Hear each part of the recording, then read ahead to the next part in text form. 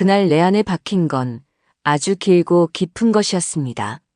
그때 그 고추밭에 가지 않았더라면 아마 평생 몰랐을 겁니다. 잊었다고 믿었던 감정이 한 사람으로 인해 다시 내 안을 휘젓고 있다는 것을요. 아침 7시 강원도 산골 마을의 고추밭에 서늘한 기운이 감돌고 있었습니다. 64살의 정지용은 허리를 펴고 멀리 마을 입구를 바라보았죠. 오늘은 마을 후배가 소개해준 용역업체에서 일꾼을 보내기로 한 날이었거든요. 아무래도 젊고 힘센 사람이 와야 할 텐데. 지용은 혼잣말을 중얼거리며 고추밭을 둘러보았습니다. 올해 농사가 유난히 잘 되어서 고추가 빨갛게 익어가고 있었어요. 하지만 혼자서는 도저히 감당할 수 없는 양이었죠. 아내 순덕이가 세상을 떠난 지 벌써 10년이 지났지만 여전히 이런 때면 그리움이 밀려왔습니다. 오전 8시가 넘어서야 마을 어귀에서 짐을 든 사람 하나가 천천히 걸어오는 모습이 보였어요. 지용은 눈을 가늘게 뜨고 그 사람을 유심히 바라보았습니다.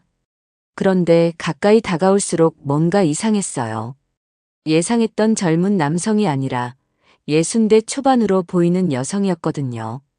혹시 정지용 씨 댁이 맞나요? 목소리는 또렷하고 차분했습니다. 문선이라고 자신을 소개한 그 여성은 생각보다 단정한 차림새였어요. 검은색 작업복에 모자까지 깔끔하게 갖춰 입고 있었죠. 지용은 당황스러웠습니다. 아, 네. 맞습니다만 용역업체에서 보내신 분이 맞나요? 네, 맞아요. 고추 따는 일이라고 들었는데 혹시 문제가 있을까요? 선의의 물음에 지용은 잠시 망설였습니다. 솔직히 말하면 여성이 게다가 자신과 비슷한 나이의 여성이 이런 고된 농사일을 할 수 있을지 의심스러웠거든요. 하지만 이미 와주신 분을 돌려보낼 수도 없는 노릇이었어요. 아니요, 괜찮습니다. 그런데 정말 괜찮으시겠어요? 고추 따는 일이 생각보다 힘들거든요. 선희는 웃으며 고개를 끄덕였습니다. 걱정 마세요. 이런 일에는 익숙해요. 말이 무성해봤자 소용없다고 생각한 지용은 선희를 고추밭으로 안내했어요. 그리고 간단하게 고추 따는 방법을 설명해 주었죠. 빨갛게 익은 것만 골라서 따고 상한 것은 제외하고 너무 어린 것도 놔두라고 말입니다. 이렇게 하면 되는 거죠? 선희가 고추 몇 개를 따서 보여주자 지용은 깜짝 놀랐습니다. 손놀림이 예사롭지 않았거든요. 능숙하고 빠르면서도 정확했어요. 고추를 다치지 않게 조심스럽게 따는 모습을 보니 정말 이런 일에 익숙한 사람 같았습니다. 오, 정말 잘하시네요. 어디서 이런 일을 많이 해보셨나 봐요? 여기저기 돌아다니면서 농사일을 도와드린 지가 꽤 되거든요. 도시에서 살다가 시골로 내려온 지 3년 정도 됐어요. 선희의 대답을 들으며 지용은 안도의 한숨을 쉬었습니다. 적어도 일은 제대로 할 수 있을 것 같았거든요. 두 사람은 각자 고추밭에 한 줄씩을 맡아서 작업을 시작했어요. 시간이 지날수록 지용은 선희에게 감탄하게 되었습니다. 나이에 비해 체력도 좋고 무엇보다 성실했어요. 중간중간 쉬자고 해도 괜찮다며 계속 일했죠. 오히려 지용이 먼저 지칠 정도였습니다. 점심때가 가까워오자 지용은 마을 식당에서 도시락을 시켜 먹자고 제안했어요. 하지만 선희는 고개를 저었습니다. 제가 간단하게 뭐라도 해드릴까요? 마침 아침에 준비해온 재료도 있고요. 선희의 제안에 지용은 당황했습니다. 아내가 세상을 떠난 후로 10년 동안 다른 사람이 자신의 주방에서 요리를 한다는 건 상상도 해본 적이 없었거든요. 하지만 선희는 이미 가져온 보따리에서 된장과 몇 가지 재료를 꺼내고 있었어요. 정말 괜찮으시겠어요? 부엌 사정도 잘 모르실 텐데. 걱정 마세요. 어디든 금방 적응해요. 선희는 자연스럽게 지용의 집 마당으로 들어가더니 텃밭을 둘러보았습니다. 그리고는 파, 호박잎, 풋고추 몇 개를 따서 왔어요. 지용은 그런 선희의 모습을 멀뚱멀뚱 바라만 보고 있었죠. 부엌에 들어간 선희는 마치 오랫동안 그 집에서 살아온 사람처럼 자연스럽게 움직였습니다. 쌀을 씻어서 밥을 짓고 된장찌개를 끓이기 시작했어요. 지용은 부엌 입구에 서서 그 모습을 지켜보았습니다. 아줌마 정말 익숙하시네요. 혹시 식당에서 일해보신 적이 있나요? 아니에요. 그냥 평생 살림을 해왔을 뿐이에요. 남편이 있을 때는 매일 새끼를 챙겨줘야 했거든요. 선희의 목소리에는 어떤 그림자가 스치고 지나갔습니다. 지용도 그것을 느꼈지만 더 깊이 묻지는 않았어요. 대신 옆에서 도움이 될 만한 일이 있는지 물어보았죠. 물 좀 더 갖다 주실 수 있을까요? 찌개가 좀 진한 것 같아요. 지용이 물을 더 갖다 주는 동안 선희는 풋고추와 파를 썰고 있었습니다. 칼질 솜씨도 예사롭지 않았어요. 썰어놓은 채소들이 모두 일정한 크기로 가지런했죠. 냄새가 정말 좋네요. 된장이 집에서 담근 건가요? 네, 작년에 담가둔 거예요. 농사일 하면서 여기저기 다니다 보니까 항상 조금씩 가지고 다녀요. 선희가 끓이는 된장찌개에서는 진짜 집밥 냄새가 났습니다. 지용은 오랫동안 맡지 못했던 그 향기에 마음이 이상하게 설레었어요. 언제부터인가 혼자 대충 때우던 식사가 당연해져 있었는데 이렇게 정성스럽게 차려진 밥상이 얼마나 그리웠는지 새삼 느꼈죠. 다 됐어요. 상 차릴까요? 선희는 큰 그릇에 김이 모락모락 나는 된장찌개를 담고 갓 지은 밥과 함께 마루에 상을 차렸습니다.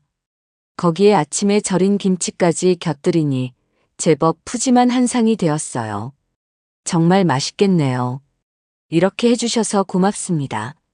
지용이 숟가락을 들어 된장찌개를 한 입 떠먹는 순간 눈이 커졌습니다. 짠맛과 단맛이 적절하게 어우러진 그 맛은 마치 아내 순덕이가 끓여주던 찌개 맛과 비슷했거든요. 어때요? 입에 맞나요? 아, 네. 정말 맛있어요. 오랫동안 이런 집밥을 못 먹어봤거든요. 지용의 진심 어린 말에 선희도 미소를 지었습니다. 두 사람은 한동안 말없이 식사를 했어요. 오랜만에 누군가와 함께 먹는 밥이라 그런지 평소보다 더 맛있게 느껴졌죠. 고추밭을 하시니까 혹시 고추장을 직접 담그세요? 선희의 말에 지용은 대답했어요. 네, 물론이죠. 선희의 말에 지용은 문득 아내와 함께했던 시절이 떠올랐습니다. 매년 가을이면 순떡이와 함께 고추장을 담그고 김장도 하고 이런저런 겨울 준비를 했었죠. 하지만 혼자가 된 후로는 그런 것들이 너무 번거로워서 대충 사서 먹곤 했어요. 올해는 고추장을 담글 생각도 못하고 있었는데 그럼 제가 도와드릴까요? 어차피 고추도 많이 나셨으니까 함께 담그면 좋을 것 같은데요. 선희의 제안에 지용은 잠시 망설였습니다. 고추장을 담그려면 며칠은 함께 작업을 해야 하는데 그럼 선희가 계속 이 집에 머물러야 하는 거였거든요. 식사를 마친 후 두 사람은 다시 고추밭으로 나갔습니다. 오후 햇살이 따가웠지만 바람이 시원해서 일하기에는 나쁘지 않았어요. 선희는 여전히 능숙하게 고추를 따고 있었고 지용은 그런 선희를 곁눈질로 바라보며 묘한 기분을 느끼고 있었습니다. 다음 날 아침 지용은 평소보다 일찍 일어났습니다. 어제 선희가 끓여준 된장찌개 맛이 자꾸 생각나서 잠을 설쳤거든요. 그리고 마음 한편으로는 오늘도 선희와 함께 고추밭에서 일할 생각에 묘한 설렘이 있었어요.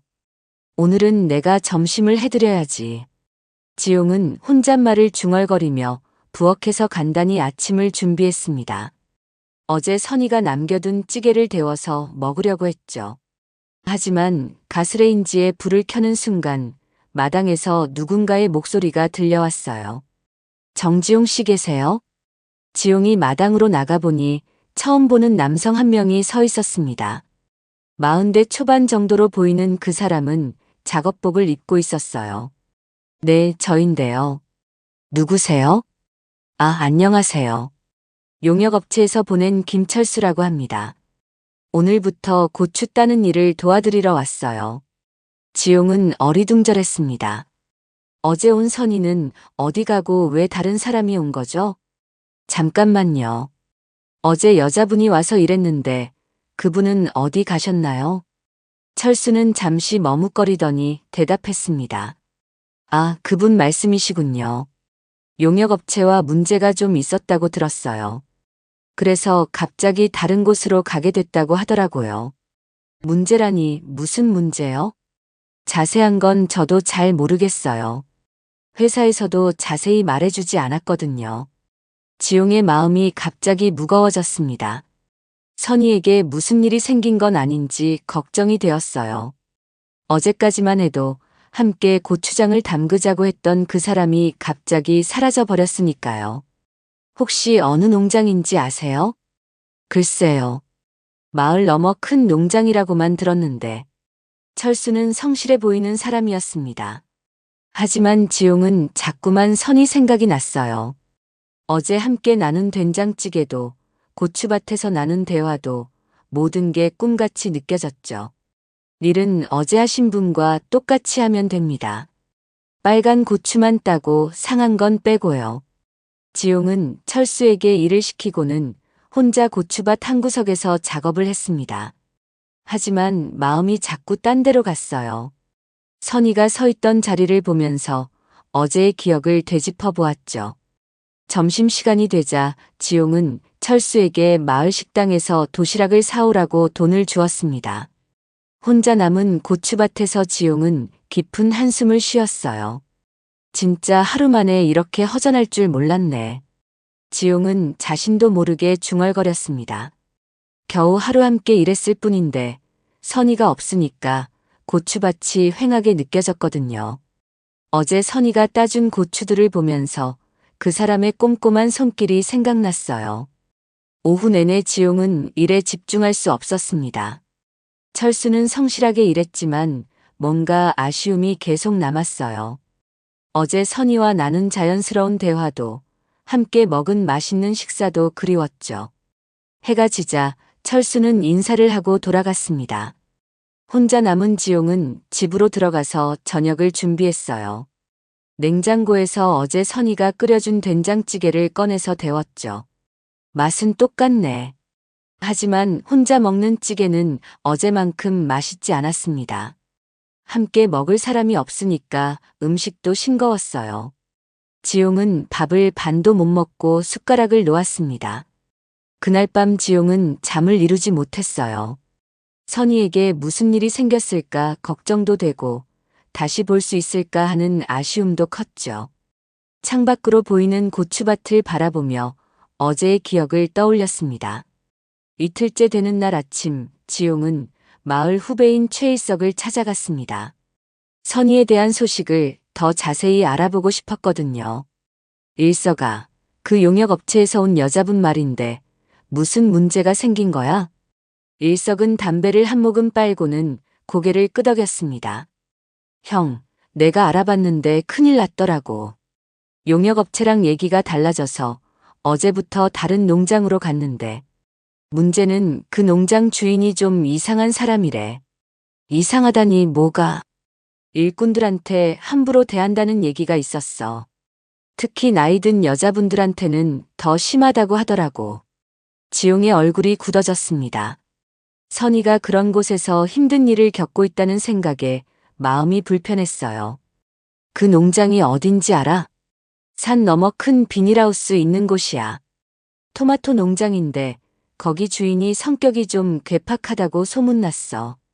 일석의 말을 들은 지용은 집으로 돌아가서 트럭 시동을 걸었습니다. 가만히 있을 수가 없었거든요. 선희가 정말 괜찮은지 확인하고 싶었어요. 산길을 한참 달려서 큰 비닐하우스가 보이는 곳에 도착했습니다. 멀리서도 큰 소리가 들려왔어요. 누군가가 화를 내는 목소리였죠. 이렇게 일하면 언제 끝내려고 그래. 지용이 가까이 다가가니 50대 남성이 몇 명의 일꾼들에게 소리를 지르고 있었습니다. 그 중에 선희도 있었어요. 고개를 숙이고 묵묵히 일하고 있었죠. 아니, 나이만 먹고 일은 제대로 못하면서 뭐 하는 거야? 농장 주인이 선희를 향해 손가락질하며 큰 소리를 치는 모습을 본 지용은 참을 수가 없었습니다. 성큼성큼 다가가서 그 사람 앞에 섰어요. 뭐 하시는 거예요?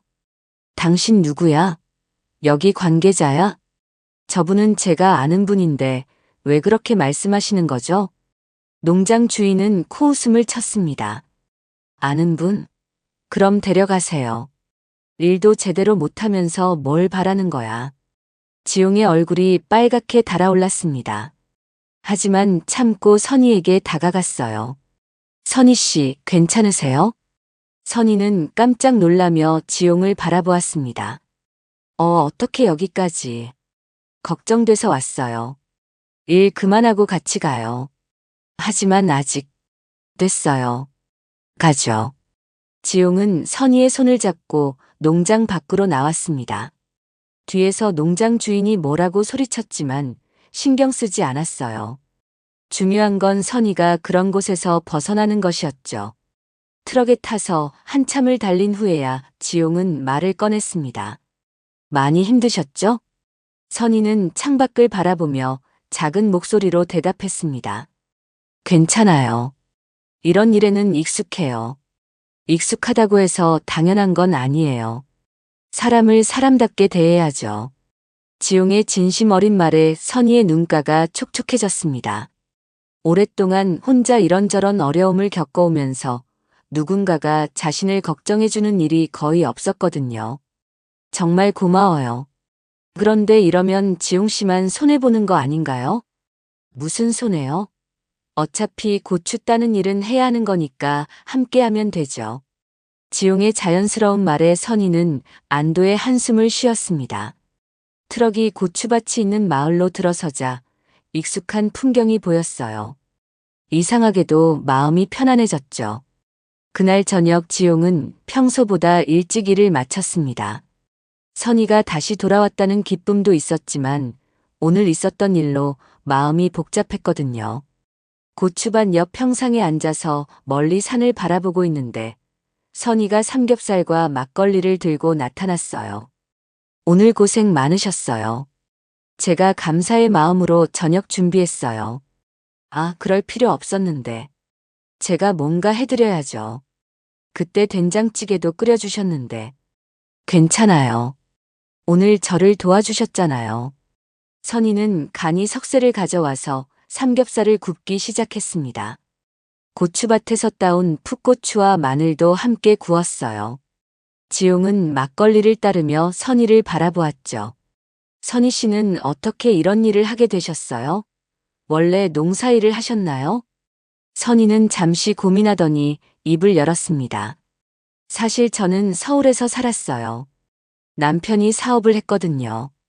그런데 어떻게? 남편이 보증을 잘못 써서 빚을 많이 졌어요. 그리고 얼마 지나지 않아서 세상을 떠났죠. 선희의 목소리가 조금 떨렸습니다.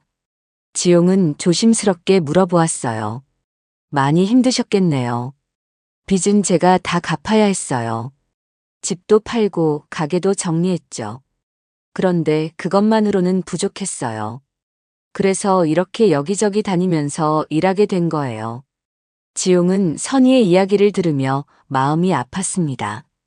자신도 아내를 잃고 혼자가 된 아픔을 알고 있었지만 선희는 그보다 더 큰 어려움을 겪어온 거였죠. 그런 힘든 일을 혼자 다 감당하셨군요. 별 수 있나요? 살아야죠.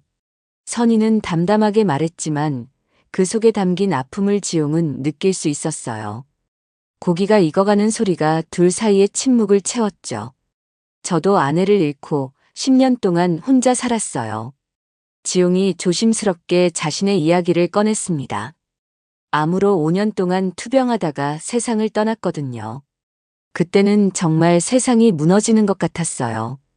많이 사랑하셨나 봐요. 네, 30 동안 함께 살았거든요. 처음에는 어떻게 살아야 할지 몰라서 정말 힘들었어요. 지용도 막걸리를 한 잔 마시며 계속 이야기했습니다. 지금도 가끔 밤에 혼자 있으면 외로워요.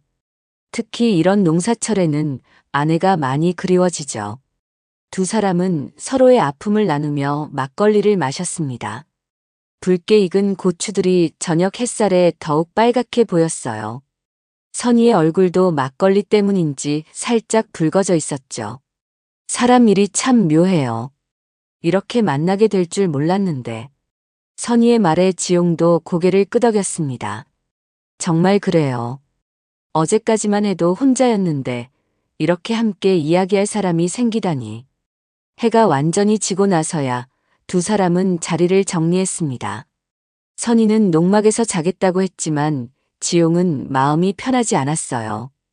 오늘 있었던 일 때문에 선희가 혹시 무서워하지는 않을까 걱정됐거든요. 정말 괜찮으세요?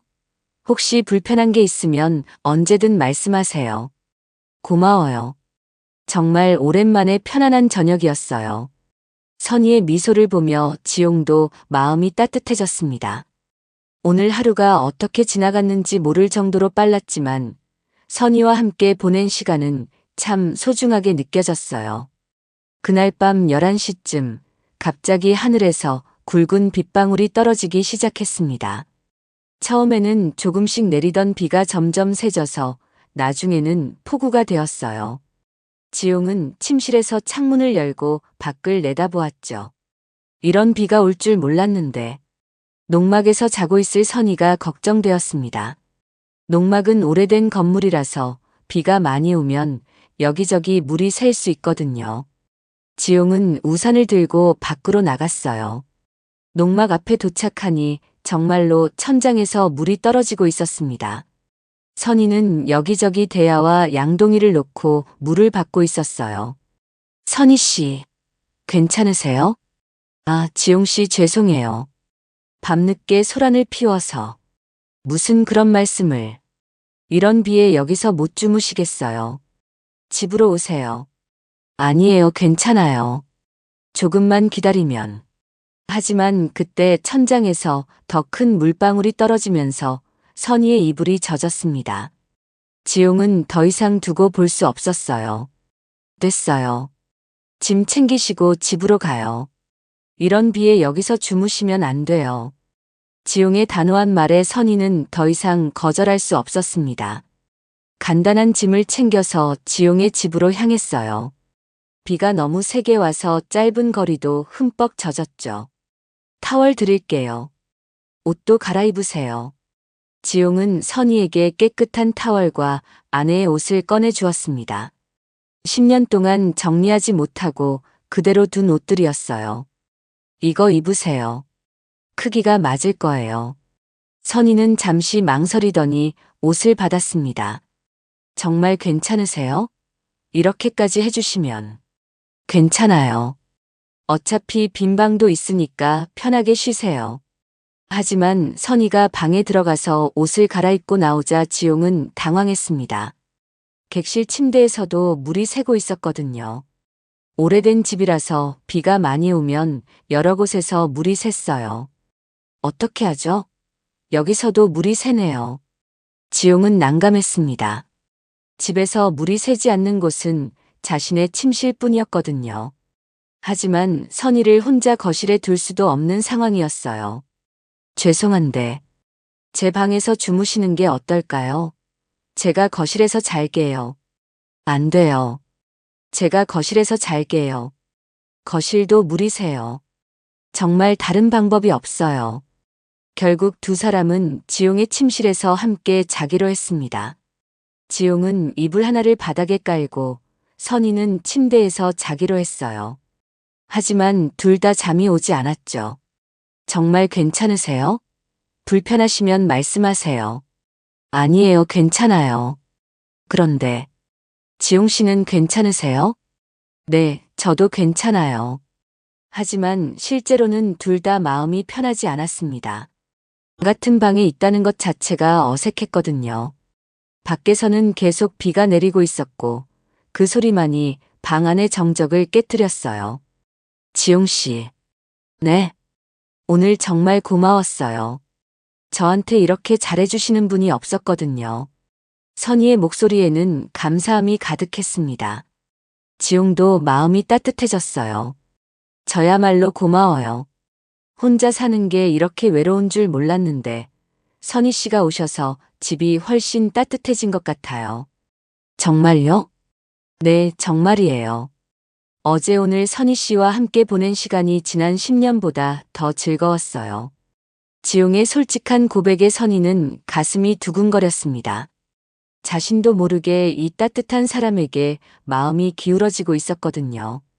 비는 새벽까지 계속 내렸고 두 사람은 그렇게 조심스럽지만 따뜻한 밤을 보냈습니다. 각자 다른 곳에서 잠들었지만 같은 공간에 있다는 것만으로도 큰 위로가 되었어요. 비가 그친 다음 날 아침, 지용은 평소보다 일찍 일어났습니다. 선희가 아직 자고 있는지 조심스럽게 확인해 보니 이미 일어나서 부엌에서 뭔가 하고 있었어요. 벌써 일어나셨어요? 더 주무시지 그러세요. 아니에요. 평소에 일찍 일어나는 편이에요. 아침 준비하고 있었어요. 선희는 자연스럽게 아침 식사를 준비하고 있었습니다. 어제 비 때문에 급하게 온 것 치고는 너무나 자연스러웠어요. 마치 원래부터 이 집에서 살았던 것처럼 말이죠.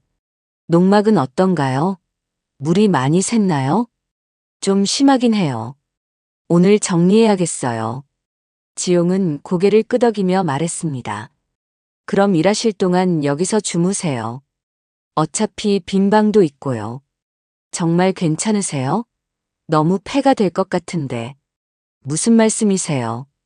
오히려 저한테 도움이 돼요.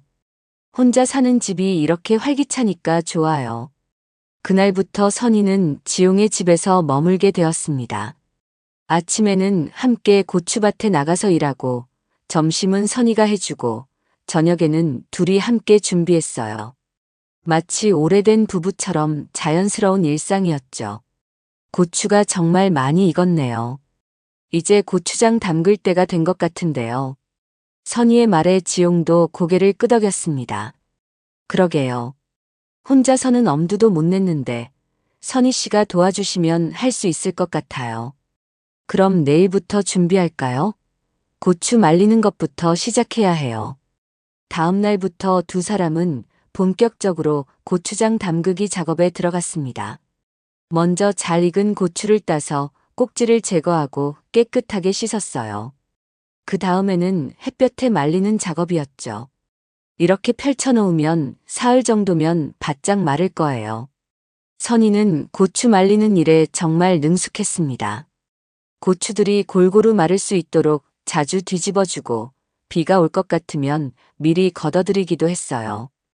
고추가 마르는 동안 두 사람은 다른 재료들도 준비했습니다. 메주콩을 삶아서 메주를 쓰고 소금과 설탕의 비율도 맞춰보았어요. 지용은 선희의 꼼꼼함에 감탄했죠. 정말 전문가 수준이시네요. 어디서 이런 걸 다 배우셨어요? 시어머니한테 배웠어요.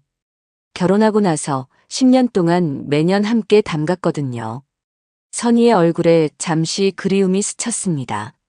그때는 행복했던 기억들이었죠. 시어머니도 보고 싶으시겠어요. 네, 많이 보고 싶어요. 돌아가신 지 5년이 됐거든요. 제가 가장 의지했던 분이었어요. 지용은 선희의 손을 조심스럽게 잡았습니다. 힘드셨겠어요. 혼자서 모든 걸 감당하시느라. 괜찮아요. 이제는 괜찮아요. 고추가 다 마르자 드디어 고추장을 담그는 날이 왔습니다. 선희는 마른 고추를 절구에 넣고 곱게 빻기 시작했어요. 지용도 옆에서 도우며 함께 작업했죠. 이렇게 곱게 빻아야 맛있는 고추장이 나와요. 두 사람은 번갈아가며 절구질을 했습니다. 손이 아플 때쯤 되면 서로 바꿔가며 했어요. 그렇게 하루 종일 고추 빻는 일을 했죠. 정말 힘든 일이네요.